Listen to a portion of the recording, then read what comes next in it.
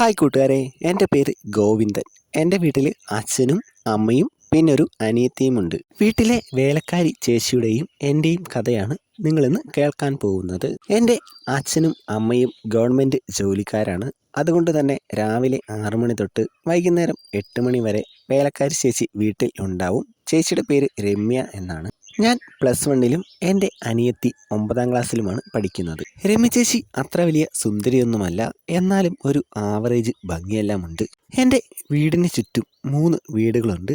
അവിടുത്തെ ചേച്ചിമാരൊക്കെ കാണാൻ നല്ല ഭംഗിയാണ്. അതുകൊണ്ട് തന്നെ പഴം പിടിച്ച് വിടുന്നതിനൊന്നും ഒരു ബുദ്ധിമുട്ടും ഉണ്ടായിരുന്നില്ല. വേലക്കാരി ചേച്ചിയുടെ കല്യാണം ഒരു 4 വർഷം മുമ്പ് കഴിഞ്ഞു. ഇപ്പോൾ ചേച്ചിക്ക് ഒരു 25 വയസ്സൊക്കെ ഉണ്ടാവും. കല്യാണം കഴിഞ്ഞ് ഒരു 3 മാസം കഴിഞ്ഞപ്പോൾ ചേച്ചിയുടെ ഹസ്ബൻഡ് ഒരു ആക്സിഡൻറ്റിൽ മരണപ്പെട്ടു.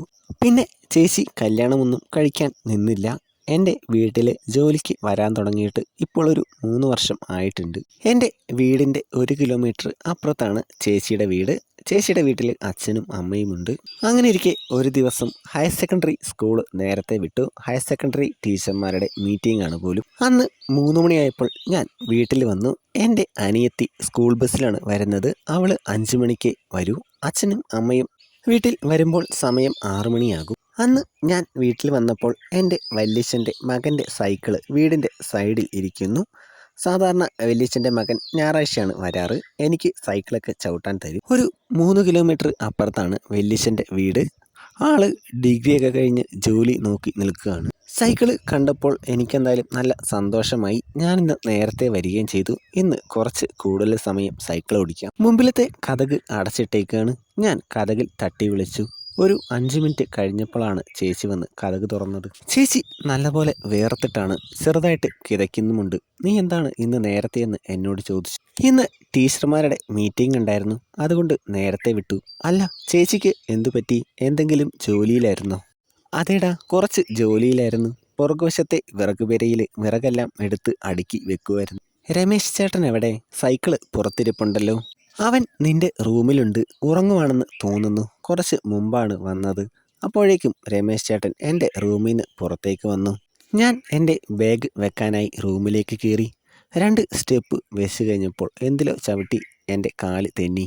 ഞാൻ തറയിലേക്ക് നോക്കി. തറയിൽ കുറച്ച് കഞ്ഞിവെള്ളം കിടക്കുന്നു. അപ്പോഴാണ് എനിക്ക് കാര്യം മനസ്സിലായത്. ബാഗെല്ലാം വെച്ചിട്ട് വീടിൻ്റെ പുറത്തേക്ക് വന്ന് രമേശ് ചേട്ടൻ്റെ സൈക്കിൾ എടുത്ത് കുറച്ചു നേരം അതിലേക്ക് ഓടിച്ചു. അങ്ങനെ കുറച്ച് ദിവസങ്ങൾ കടന്നുപോയി. വല്യച്ഛൻ്റെ മകൻ രമേശ് ചേട്ടന് ഗൾഫിൽ ജോലി കിട്ടി അവിടേക്ക് പോയി. പോകുമ്പോൾ രമേശ് ചേട്ടൻ സൈക്കിള് എനിക്ക് തന്നിട്ടാണ് പോയത്. രമേശ് ചേട്ടൻ ഓടിച്ച ഒരു വണ്ടി എനിക്ക് കിട്ടി, മറ്റേ വണ്ടിയും എനിക്ക് ഓടിക്കണം. അങ്ങനെ ഇരിക്കെയാണ് നല്ലൊരു അവസരം കിട്ടിയത്. അടുത്ത ശനിയാഴ്ച എൻ്റെ അമ്മാവൻ്റെ വീട്ടിൽ കയറി താമസമാണ്. അന്ന് എല്ലാവരും അവിടെയായിരിക്കും.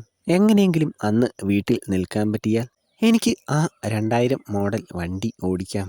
ഭാഗ്യം എൻ്റെ കൂടെയായിരുന്നു. തിങ്കളാഴ്ച എനിക്ക് എക്സാം തുടങ്ങുകയാണ്.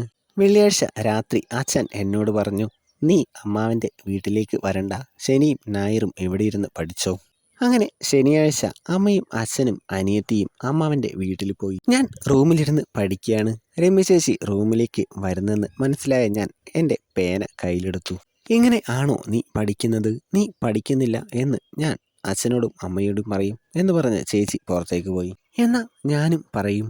നീ എന്തു പറയുമെന്ന്? കഞ്ഞിവെള്ളത്തിൻ്റെ കാര്യം ഞാൻ അറിഞ്ഞതായി ചേച്ചിയോട് പറഞ്ഞു. എൻ്റെ കഞ്ഞിവെള്ളം ആ പാത്രത്തിൽ ഒഴിക്കണം. അങ്ങനെയാണെങ്കിൽ ഞാനൊന്നും പറയില്ല.